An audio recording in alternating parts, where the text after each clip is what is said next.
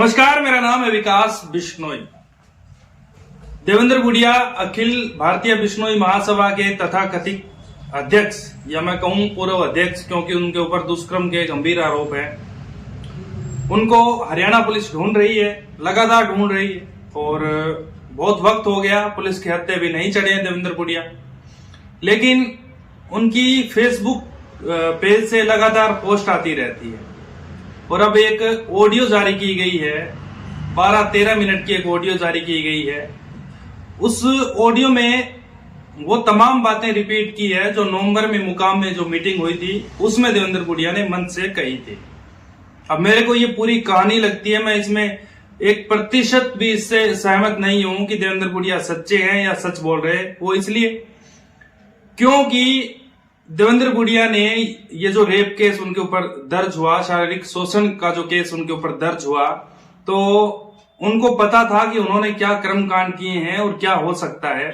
उसके बाद उन्होंने एक लंबी चौड़ी कहानी बनाई निज मंदिर मुकाम में, और उस कहानी को उनके चाहने वालों ने वायरल कर दिया, इमोशनल किया गया लोगों को, और वही बात अब दोहराई गई है।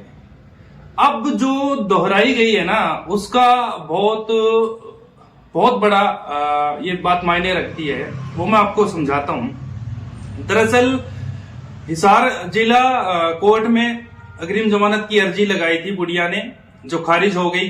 खारिज तो हो गई क्योंकि शारीरिक संबंध बने हैं। उसके बाद इसको पंजाब एवं हरियाणा हाई कोर्ट में इसकी अर्जी लगाई गई। वहां से भी जब सुनवाई हुई तो हाई कोर्ट ने हरियाणा सरकार से इस केस की स्टेटस रिपोर्ट मांगी है। अब मामला ये है कि देवेंद्र गुड़िया के जो माननीय वकील साहब हैं, उन्होंने ये कहा है कि उस लड़की का दुष्कर्म नहीं किया गया है। बाकायदा अखबारों में ये खबर छपी है, मेरे सामने ही है, कि उस लड़की का दुष्कर्म नहीं किया है, बल्कि आपसी सहमति से शारीरिक संबंध बनाए गए थे। अगर आपसी सहमति से भी शारीरिक संबंध बनाए गए थे तो शर्म आती है ऐसे आदमियों पर। एक 60 साल का आदमी एक समाज की 20-22 साल की बेटी के साथ अगर इस तरह की हरकतें करता है, अपनी पोती की उम्र की बेटी के साथ, तो शर्म से डूब मर जाना चाहिए उन लोगों को जो इस तरह के लोगों का समर्थन करते हैं और उनका राग लापते हैं। दूसरी बात, अगर सहमति से नहीं हुआ तो फिर वो जो प्रूफ उस लड़की की तरफ से दिए गए हैं वो क्या है। अब दोनों तरफ से जहां भी बात जाए, देवेंद्र गुड़िया ही सवालों के घेरे में है, क्योंकि अगर इस तरह की बात नहीं होती, अब जो वहां कहा गया कोर्ट के अंदर, वो मैं आपको बताता हूं। बचाव पक्ष का जो वकील है, यानी कि देवेंद्र गुड़िया का जो वकील है, उसने ये बोला है, सुनवाई के दौरान गुड़िया के वकील ने मोबाइल के ऊपर जो बातचीत हुई, यानी कि मोबाइल चैट और जो कॉल डिटेल्स जो उस लड़की ने बकायदा दिखाए थे, एक वीडियो भी बनाया था कि एडिटेड नहीं है। उसने अपने फोन में बकायदा व्हाट्सएप ओपन किया, व्हाट्सएप ओपन के बाद वो कॉल लॉग में गई और वहां से उसने दिखाया तो रेड देवेंद्र गुड़िया के ही वहां पर नाम आ रहे थे। तो इसके वकील ने कहा है कि मोबाइल चैट और कॉल डिटेल्स का हवाला देते हुए शिकायतकर्ता ने ब्लैकमेल करने और पैसे ऐंठने की कोशिश की। जब याचिकाकर्ता ने उसे पैसे देने बंद कर दिए तो झूठा एफआईआर दर्ज करवा दिया। वकील ने दलील दी है कि अगर इन दस्तावेजों को ध्यान से देखा जाए तो यह सहमति से बना हुआ संबंध था, यानी कि सहमति से बना हुआ संबंध था। अगर इन सब दस्तावेज को जो जमा कराए गए हैं, कोर्ट में दिए गए हैं वकील की तरफ से, उसमें यह बात बोली गई है। अब जो पुलिस है वो क्या कह रही है? पुलिस की तरफ से याचिका जो लगाई है उन्होंने, देवेंद्र गुड़िया ने, उसका विरोध करते हुए कहा कि आरोपी के खिलाफ गंभीर आरोप है। हरियाणा राज्य पक्ष के वकील ने बताया कि खुद याचिकाकर्ता ने यह कभी नहीं कहा कि कभी नहीं नकारा कि उसकी पीड़िता से बातचीत होती थी, यानी कि देवेंद्र गुड़िया ने कभी अपने जो दस्तावेज दिए उनमें एक भी बार ये नहीं बोला कि उसकी बातचीत नहीं होती थी, यानी कि उसकी बातचीत होती थी। लगातार चैटिंग होती रही और यह कहा गया आरोपी ने अपने पद का दुरुपयोग किया और पीड़िता का लगातार शोषण किया।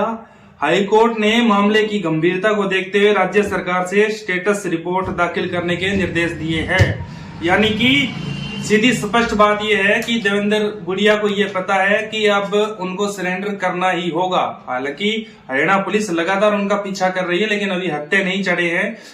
अब देवेंद्र गुड़िया को यह पता है कि हाईकोर्ट से भी जो उनकी जमानत, अग्रिम जमानत की याचिका है वो नामंजूर हो चुके, तब उनको सरेंडर करना होगा। एक बार जेल चले गए तो ये जिन धाराओं के तहत यह मामला दर्ज किया गया है ना, इन धाराओं में जल्द जमानत नहीं मिलने वाली है। जेल चले गए, जेल जाने से पहले एक 12 मिनट का ऑडियो जारी किया गया है, और वो इसलिए जारी किया गया है कि जाते जाते समाज के लोग हैं उनको एक बार फिर से इमोशनल कर दूं, मैं इमोशनली उनको अपने पक्ष में ले लूं, ताकि वो लोग पीछे से, जब भाई वो देवेंद्र गुड़िया जब जेल चले जाए, यानी कि जब मैं जेल चला जाऊंगा तो पीछे से जो समाज है, जो बिश्नोई समाज है, वो किसी दूसरे धड़े के पक्ष में ना जाए। किसका हवाला दिया उन्होंने? चुनाव का हवाला दिया। चुनाव कौन नहीं चाहता? सब चुनाव चाहते हैं, लेकिन ऐसा देवेंद्र गुड़िया को इस पद पर क्या दिखता है, राष्ट्रीय अध्यक्ष के पद पर, जब दुष्कर्म इतने गंभीर आरोप लगे हैं तो इस्तीफा क्यों नहीं देते भाई? एक समाज की बेटी, जो पोती की उम्र की बेटी है, उसके साथ दुष्कर्म करने के जैसे गंभीर आरोप लगे। समाज में आदमी मर गए क्या? समाज में आदमी है नहीं क्या? तो ढंग के आदमी जो समाज को चला सके, या सिर्फ एक देवेंद्र गुड़िया, एक कुलदीप बिश्नोई है, इनके अलावा समाज में कोई है ही नहीं। इतने बड़े बड़े लोग हैं, इतने बड़े बड़े नेता हैं, इतने बड़े बड़े परिवार हैं जो अपने दम पर, अपने खर्चे से, अपने व्यक्तित्व के दम पर इस समाज को आगे लेके जा सकते हैं। ऐसा क्या है देवेंद्र गुड़िया में? ये सिर्फ एक मामला है। कितने लोगों ने, हजारों लोगों के इसमें मेरे चैनल में कमेंट आए हैं कि इसने वहां किया, इसने वहां किया, इसने दिल्ली धर्मशाला किया, इसने सांचौर में किया, इसने उदयपुर में किया। अंधे नहीं है लोग समाज के, समाज को जागना होगा। और अब इस वीडियो, खासकर जो ये ऑडियो जारी की गई है, इस ऑडियो के चक्कर में पड़ने की जरूरत नहीं है। ये जेल जाने से पहले ये डर है लोगों को इमोशनल करके, और अपने पक्ष में ये देवेंद्र गुड़िया लेना चाहता है, ताकि जेल जाने के बाद इसको खुद पता है कि जो धाराएं लगी है इसके ऊपर, उसके हिसाब से इतना जल्द इसको जमानत नहीं मिलेगी, क्योंकि क्लियर कट जितने भी सबूत दिए गए हैं वो सारे देवेंद्र गुड़िया के खिलाफ हैं। देवेंद्र गुड़िया के पास एक ही रास्ता बचा था कि सहमति से संबंध बने हैं, उससे उम्मीद थी कि जमानत मिल जाए, और ब्लैकमेलिंग के आरोप लगाए गए। लेकिन क्योंकि ये समाज से जुड़ा हुआ मामला है और लगातार शोषण किया गया है, ऐसे में इतना आसान नहीं है देवेंद्र गुड़िया के लिए कि वो जेल जाने से बच सके, उनको अग्रिम जमानत मिल सके। इसी चक्कर में उन्होंने कि समाज तेरे बस में रहे, ये पद तेरे बस में रहे, एक 12 मिनट की ऑडियो जारी की है। और क्या कर रही है हरियाणा पुलिस, क्या कर रहा है हरियाणा का सीआईए स्टाफ? एक रेप का जो आरोपी है उसको हरियाणा पुलिस नहीं पकड़ पा रही है, और इसके जो चेले चपाटे हैं उनकी हिम्मत देखिए आप। अभी मेला मुकाम में लगा, बहुत बड़ा मेला अमावस्या पर, और वहां पर हरियाणा पुलिस की कुछ गाड़ियां गई थी, कुछ जवान गए थे, तो इसके कुछ चेले चपाटे उन जो पुलिस के जवान हैं उनसे बदतमीजी कर रहे थे। एक सलीका होता है बात करने का, और उस सलीके के दायरे में रहकर बातचीत करनी चाहिए। ये कोई तरीका थोड़ा ही है। बात सीधी स्पष्ट ही है। लोग कमेंट करते हैं कि, खासकर मुझे बोलते हैं कि कुलदीप के खिलाफ नहीं बनाते, वो अंतरजातीय विवाह किया उसके बेटे ने।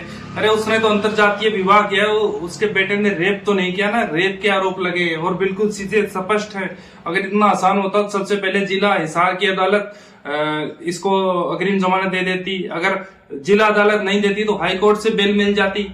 लेकिन साफ पता चल रहा है जितने सबूत है, और आखिर में हाथ जोड़कर वकील को वहां यही कहना पड़ा कि सहमति से संबंध बने थे, वो भी इस उम्मीद में कि क्या पता सहमति की अगर बात बोले तो हाई कोर्ट है वो इस मामले में थोड़ा सा सोचे और देवेंद्र गुड़िया के पक्ष में फैसला दे दे। लेकिन ऐसा नहीं होने वाला है, क्योंकि उस बेटी ने जो सबूत दिए हैं और हरियाणा पुलिस के पास जो सबूत है वो ठीक ठाक सबूत है, जिसमें देवेंद्र गुड़िया जेल जाना ही पड़ेगा और इतनी जल्दी उनको जमानत नहीं होगी। सबसे बड़ी बात यह है, मुझे जो लग रहा है देवेंद्र गुड़िया आजकल में या कुछ दिन में सरेंडर करेंगे, और उससे पहले समाज को भावनात्मक रूप से, इमोशनल रूप से रोते धोते अपने पक्ष में लेने की कोशिश की गई है कि मैं जेल चला जाऊं तो पीछे से मेरा साम्राज्य यूं ही चलता रहे और इस साम्राज्य पर किसी तरह की दिक्कत नहीं आए। लेकिन मैं एक बार फिर बोलूंगा कि क्या समाज के पास कुलदीप बिश्नोई, देवेंद्र गुड़िया के अलावा कोई तीसरा चेहरा नहीं है?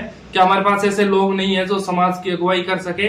अगर है तो भी आप कमेंट करके बताइए, और अगर नहीं है तो भी आप कमेंट करके बताइए। लेकिन ये जो चल रहा है ये ठीक नहीं है, ना समाज के हिसाब से, ना कुलदीप के हिसाब से, ना देवेंद्र भोटिया के हिसाब से। इस रिपोर्ट को ज्यादा से ज्यादा शेयर कीजिए और आपकी जो राय है वो इस कमेंट बॉक्स में जरूर डालना। चैनल सब्सक्राइब नहीं किया तो कर दीजिए। मेरा नाम है विकास, नमस्कार।